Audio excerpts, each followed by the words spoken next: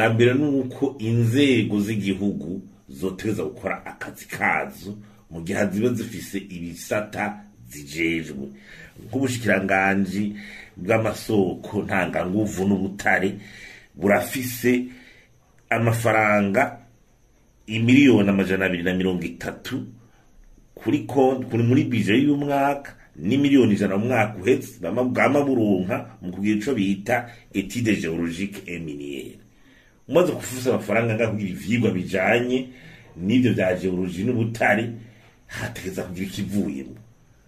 Hari ico bita Office Burundi des Mines et des Carrières irafise mu ntego n'amafaranga ikoresha y'umwaka imiliyoni 200 y'ibikoresho ekipuma.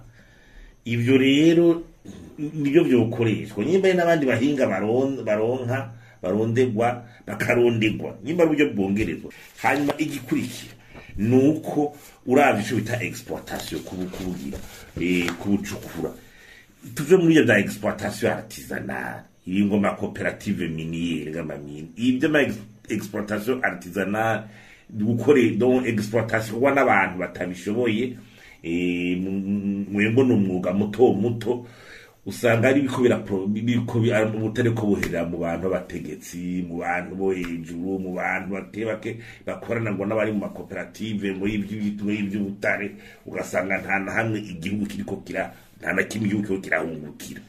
Twe duhanura ko utangwa kuzarabaza exploitation zikomeye industrielle nazo nyene zihera ku ntambwe zikurikira. Haro prospection yabaye ico bita prospection kubona neza ubutare bushobora kuba buri. Hari ico bita recherche ico no kuvuga yuko hari ivyigwa vyimbitse ku butare bushobora kuba hari ushobora gucukugwa n'ingene bavyifasha. Ivyo rero vya recherche by'ubushakashatsi uwamaze kuba yabirose n'abashobora kuba yerekanya ati yagize ivyigwa bikwiye.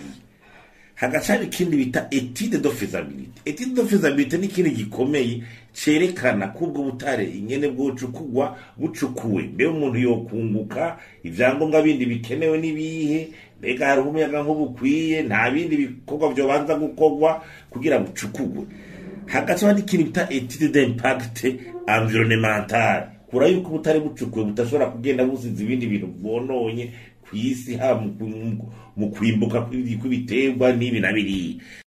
Hanyuma hari ikindi rero guto nico bita gufata kugira icigwa urabiye kubiheruka mbega aya makontra yarasimye kuri bya butare bitatererare n'ayandi umukuru w'igihugu yashavuga ati arayahagaritse mbega yari yahagaritse kubera iki mbe twuhigira iki ibyo busuma bwaragiye mu cyangwa biko nibi byo nubu ibyo byose ubifatiye kubera ushaka kukwereka ingene wogina na cyane kuraba n'abaragize uruhara muri ivyo bintu nje ituma tuza gucaba ico bita audit ya makontra kandi gasohoka ku mugaragaro ingene ashobora kuba yarahombije igihugu kuko gushika no munsi bwari ubutare twari twishimiye mugabo arabaye makontra twari turose ndacere yandushikanyeko twusura kugwa rero muri iyo mitego twotuzokora mu muco n'ibyo kwinjira muri iti. Hanyuma ikindi no kumenya yuko ivyo butare utagize imisisi kwiye ngo witegure uriye ugikenye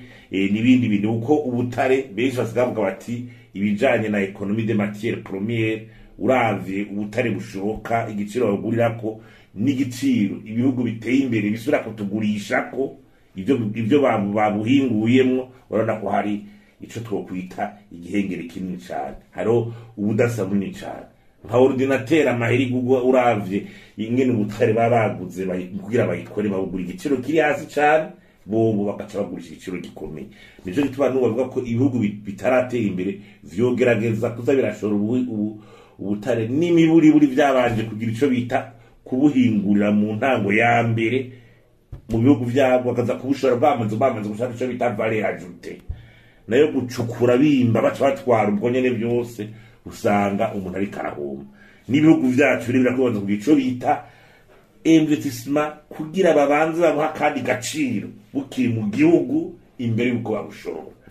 Hanyuma rero n'abantu no kurondera abahinga bavyigi ndakutukanika abahinga biga za economie minière traitement minière kubyo ashobora gufasha abahinga barundi bavyumva babizi udafite abahinga mu bintu urahendwa ntumenye ico ufata ntumenye ico ureka.